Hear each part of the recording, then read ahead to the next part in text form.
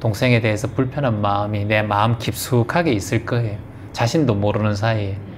그 마음을 이제는 인정하고 살면 돼요. 형제 남매끼리 사이가 좋아야 된다고 생각하는 게 본인의 지금 착각이에요.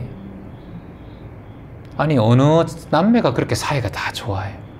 저 그렇게 좋지 않아요. 그냥 명절 때 얼굴 한 번씩 보는 거.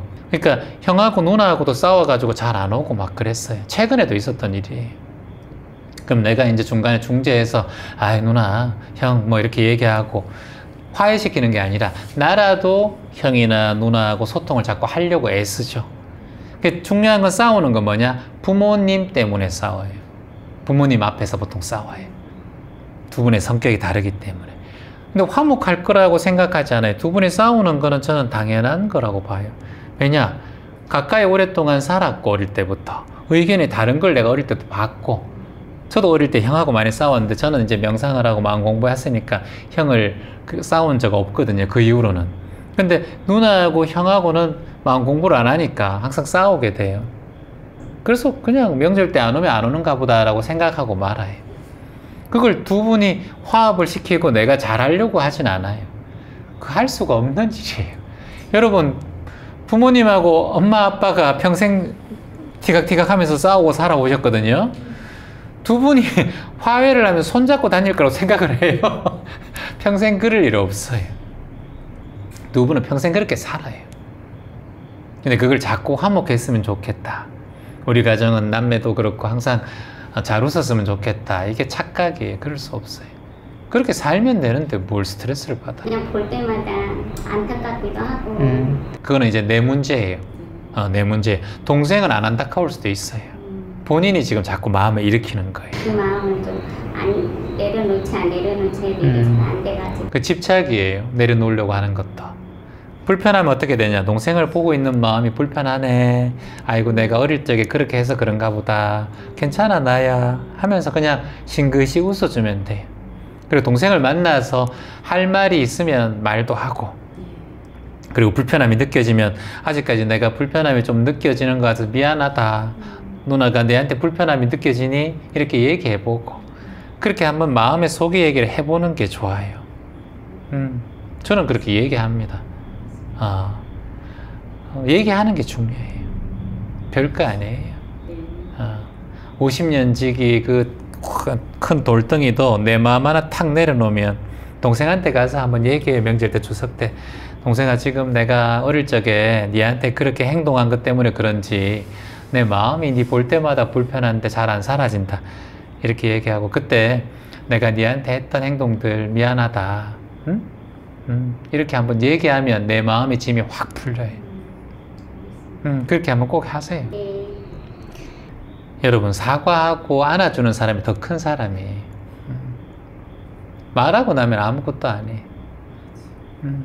많이 불편한데 뭐 누나가 돼서 얘한테 자꾸 불편함을 느끼는 것 같은데 나만 그런가 동생아, 이렇게 네가 안 그러면 괜찮고, 뭐 혹시나 네가 내한테 섭섭하고 불편한 마음이 있으면은 좀 흘려보내고 내가 사과할게, 이렇게 얘기하고, 누나로서 많이 부족한데 그래도 이렇게 뭐 남매로서 인연이 됐으니까 사는 동안은 얼굴 붉히지 말고 잘 살아보자, 이렇게 얘기하고, 가끔 보지만 이렇게 얘기하면 동생이 그런가 보다 라고, 이렇게 누나 뭐 별 쓸데없는 소리 하노, 이렇게 얘기할 수도 있어.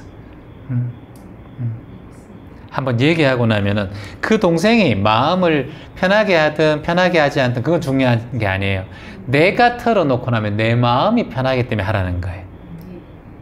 아셨죠? 내 마음이 편한 거예요. 동생이 나 그때 사과 절대 못 받아준다, 나 절대 안 된다, 와 무릎 꿇고 사과해라, 뭐 이렇게 얘기하든 말든 그건 중요한 게 아니에요.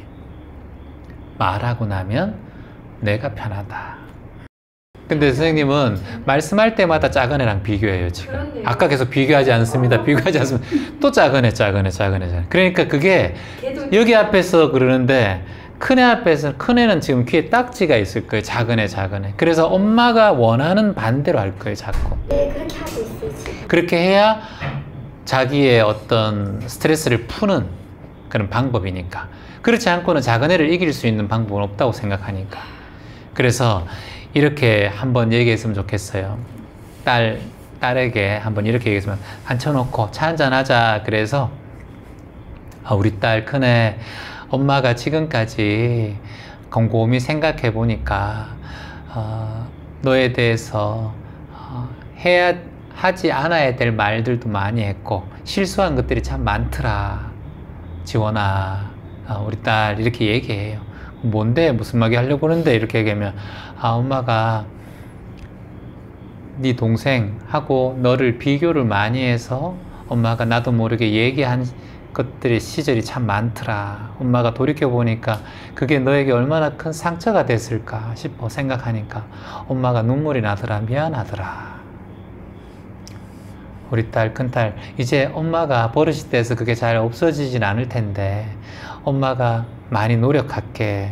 엄마가 비교한 게 아니라 너에 대한 욕심이 크다 보니까, 자꾸 집착하다 보니까 오히려 그런 말이 더 나온 것 같더라. 작은 애가 예뻐서고 네가 더 잘나서가 아니라 너에 대한 기대가 너무 컸다 보니까 자꾸 너에 대한 욕심이 과했다. 이런 얘기를 해줬으면 좋겠어요.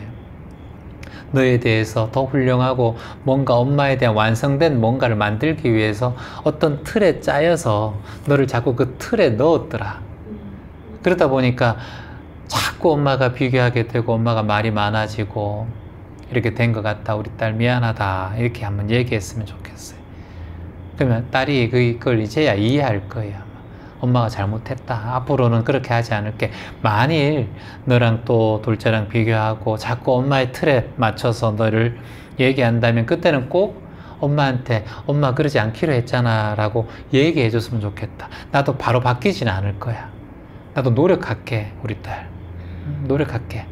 노력할 테니까 니도 불편한 게 있으면 언제든지 엄마한테 얘기해 주면 나도 바꾸려고 많이 노력하겠다. 이렇게 얘기해 주면 좋겠어요.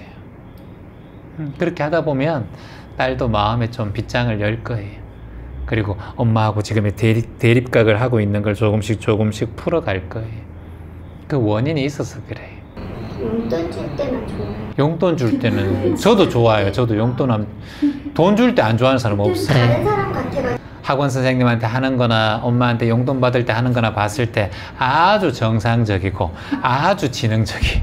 그러니까 딸 잘 살 거니까 엄마 이제 더 이상 간섭 안 해도 되겠다 하는 거 보니까 엄마가 오히려 더 애달아가지고 지금 딸에 집중되어 있어요. 그러니까 딸이 봤을 때는 엄마가 너무 들떠 있는 거야. 그래서 자기 손 안에 있는 것 같단 말이에요. 그러니까 엄마가 내가 하는 대로 다 해준단 말이에요. 말 한마디에. 그러니까 엄마가 조금 마음 공부하고 명상 공부하고 좀 커다란 대해가 되세요. 큰 바다처럼. 잘 될 거예요. 선천적으로 착하고 좀 선한 마음이 있어서 딸도 엄마를 가지고 놀기 딱 좋겠다 보니까. 그래. 2년밖에 안 남았어요. 이제 20살 되면 19살 이제 20살 되면 내보내야죠 이제는. 독립시켜야죠. 그렇죠. 초기 부양을 하고 월세는 지가 낼 수 있도록 도와주세요. 그것까지만. 그리고 나중에 갚아라. 보증금은 본인 이름으로 하고 엄마 이름으로 해야지 당연히. 그렇지. 나중에 엄마가 받아야지. 그걸 준다고 생각하면 안 되고, 그걸 준다고 생각하면 또는 당연히 엄마한테 받는다 생각한다. 그러니까 딸은 또 그걸 당연하다 생각해.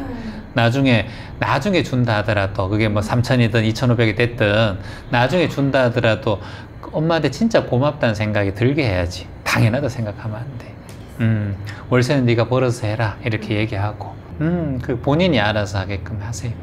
본인이 실수해도 본인이 경험해봐야 자기가 일어설 수 있어요. 근데 우리도 잘 모르잖아요. 우리가 부동산에 가서 알지 뭐 우리가 뭐 압니까 부동산에 대해서. 딸도 부동산에 가서 알아보면 되고 한번 뭐 그 정도 집 보는 거 정도에 한번 가보면 좋지만, 그래 엄마는 잘 모른다 네가 잘 알아서 꼼꼼하게 봐라 하면서 한 번씩 가주는 거는 괜찮지만 그게 자꾸 뭔가 엄마가 자꾸 신경을 쓰면은 자식이 바로 설 수가 없어요.